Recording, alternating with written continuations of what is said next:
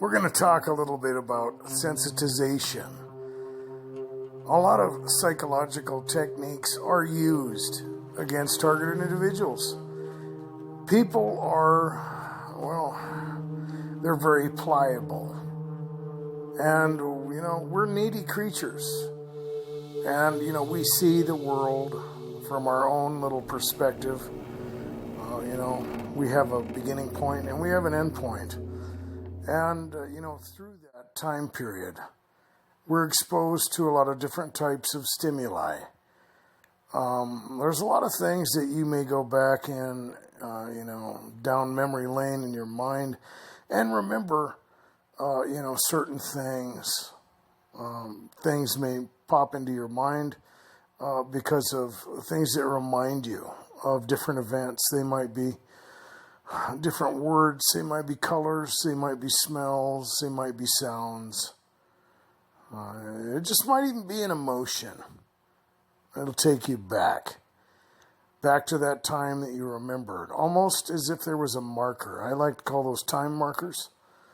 And I think that, a lot of times those are used, depending on how old you are. You've got a lot of memories. You have a lot of experiences. And, the older you get, when you remember back to just the time of a child, depending on what's going on, that can be a dangerous little ride that you take in your mind. And I think that, with targeted individuals in particular, they're tortured. But, as far as, just time to think, targeted individuals have way too much time to think because they're isolated. They're separated. A lot of times they're suffering from, sleep deprivation. They have a hard time, falling asleep. They might be scared that somebody's going to break into their house. They might be afraid that they're going to, get attacked with something. Noise campaigns, and just the anticipation of all those things can, make just a small sound or, whatever you're dealing with just make you jump. You're anticipating it. I have a friend who, there's a loud stereo in the neighborhood, and at first it was just annoying, but now when he lays down and starts to expect and anticipate that landlord whisperer that's way too close to his apartment. Well, yeah, when he hears it, it just, you might as well just be beating him on the head with a hammer because it's just that much more, of an effect. And targeted individuals live with that type of anticipation. And they also live with a lot of isolation. They live with that time alone. It's going to be the perfect opportunity for the kingdom of darkness to take you back down memory lane, to get in there. And, a lot of times, especially with people who've been targeted their whole lives, they've got a lot of experiences that they just, probably be better off not thinking about. And there's always a negative spin that can be put on. And I've noticed that when you're dealing with, maybe negative thoughts or emotions or something like that, a lot of times you might even wake up in the morning and it just feels negative. Things are coming at you. Things are just popping into your head. It's not by mistake. I believe those things are spiritual. You can come up to whatever conclusion you want. But I believe that. And I believe there's a motive for those things. I believe that, that's just a chain reaction. And, along with the isolation and everything, you can find yourself in a place where you're, focusing on things in a negative light. You might forget the fact that you don't have any health problems. You might forget the fact that you even got money in the bank. You might forget that you've got a good job. You might forget a lot of positive things that you've got going on, and that hyper-focused negative narrative, it just takes you down the wrong path, and you're alone. You're thinking about these things, and you go back into those little mental tangents, and it doesn't take much to set people off. And I've talked about the some of the methods that are used. A lot of people talk about the red color and, the red cars, the red shirts and all that stuff. Well, it's the same thing.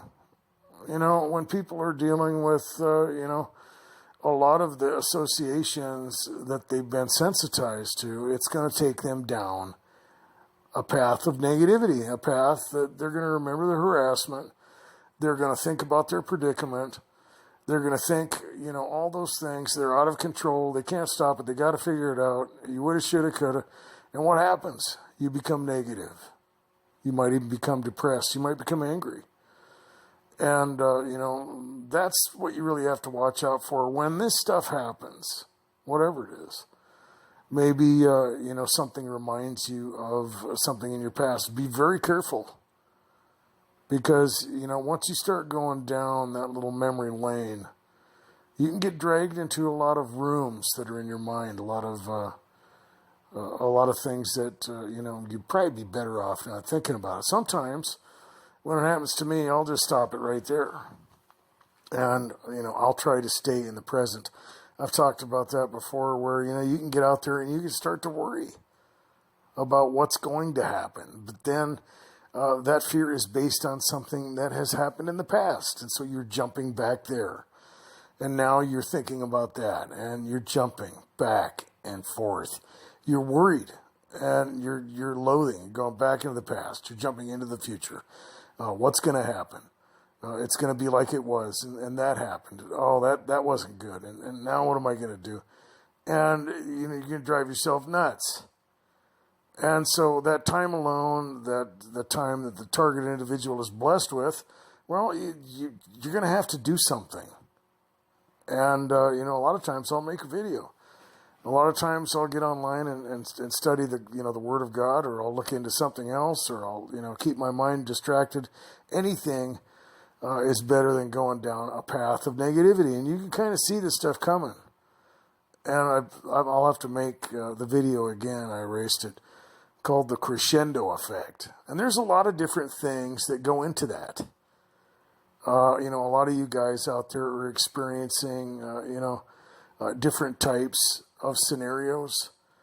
And a lot of times people, they become sensitized to things. I've heard people talk about aerial attacks, or, maybe ambulances or fire engines or something like that. And those things in and of themselves, well, it doesn't really make any sense. A lot of people start to get psychosomatic, and they might connect dots together, but you can see why. It might start out negative. You might have, just negative thoughts in your mind. Then you move on. You may go to the store or whatever. You might experience, some street theater or something, or you might not. And then things just start to get loud. Or kids, all of a sudden they start to act up around you. People might start, moving towards you with their shopping carts or something. I've heard Zeph Daniels talk about this effect. And, it's just everything just kind of crescendos. The thoughts in your mind are more anxious. It seems like things are just popping in there. And it just ramps up. And the environment around you becomes chaotic. You might even, experience some very aggressive street theater at the time of that heightened sensitivity to where you are becoming, agitated or whatever. Or at the point of the crescendo, you might experience maybe an ambulance will drive by, or a fire engine, or, you might notice a very loud vehicle, or, a loud aerial vehicle or something. And it just seems like, the people that are experiencing that connect those dots, and they assume, they become psychosomatic, that it has to do with, the people. And I think it's spiritual. I think it's orchestrated. It doesn't happen to me very often, but it does. I might be out in traffic or whatever. I might be dealing with something, and all of a sudden I'll just be negative. It might start in the morning, and, just at the time that all these things are going wrong. It's just, there's no way that many things can go wrong. The phone is acting up. It falls off the dash. Somebody drives by and honks for no reason. Some teenagers are getting lippy. They hit their brakes and flip you off. A guy on his motorcycle drives by and cranks his revs up his motor right next to you and looks at you and, smiles and laughs and drives away. The guy at the intersection turns his stereo on so loud that it feels like it's going to break your eardrums, and he's looking over at you and smiling and bobbing his head up and down, and it just never ends. You get a call from a customer, and that you forgot the ranch dressing, and they're threatening to write your boss or whatever, and it's just, there's no way, right? All these things, they just come to a head, and it's just, you got to look at it for what it is. There's just no way. It's got to be orchestrated. And I'm going to have to, make a video on that. But I just wanted to talk about some of the ways that people can be sensitized and the chain reactions that can take place. A lot of the games that you're going to play are psychological. You have to know when you're getting hit with something. When that sensitization lights off and you remember something, or you're tempted to go back and try to figure out where things went wrong, or how all these things started for you, or whatever. And sometimes you can turn that into a positive scenario. I've mentioned before that if you're getting aggressive attacks, whether it's street theater, gaslighting, break-ins, whatever, you want to keep a mental note of those things, because this little game you're in is always going to go towards gaslighting you. It's going to go towards the area to where you might start to question, whether these things really happened. I mean, how could the world be so crazy, right? And that'll happen to where you'll have times where things will stop, things will slow down, or they'll change, and, then they'll get more aggressive. They'll get ridiculous. And, if you forget that, if you forget those events, you can get gaslighted down the road. This whole, scenario you're in is something that involves time and pressure. It involves a lot of different, types of, activities. They can be slowed down. They can be sped up. They can become aggressive. They can become obscure. They can, the whole thing is just psychological in nature. That's the key to gaslighting someone. And, they want you to think you're crazy. And a lot of people, and I've talked about this before, they get to the point where they're just, they'd rather believe that than to really believe that, people could be that malicious and people could be after them, and that they, could be experiencing all these things, and that their world is really that chaotic. It would almost just be better just to, make an appointment with a therapist to take a pill and forget about it.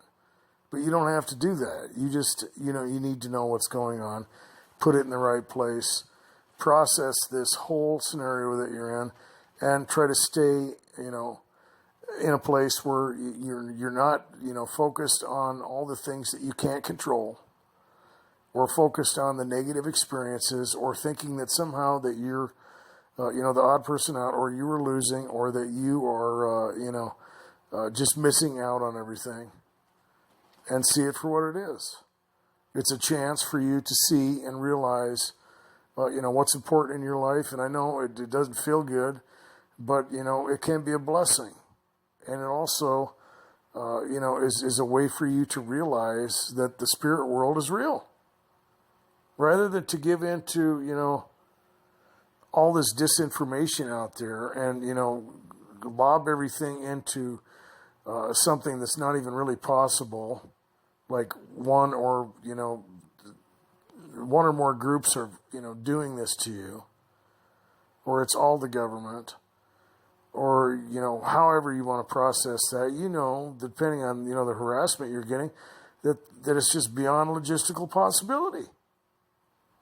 And, as time goes on, a lot of targeted individuals realize that. Not at first.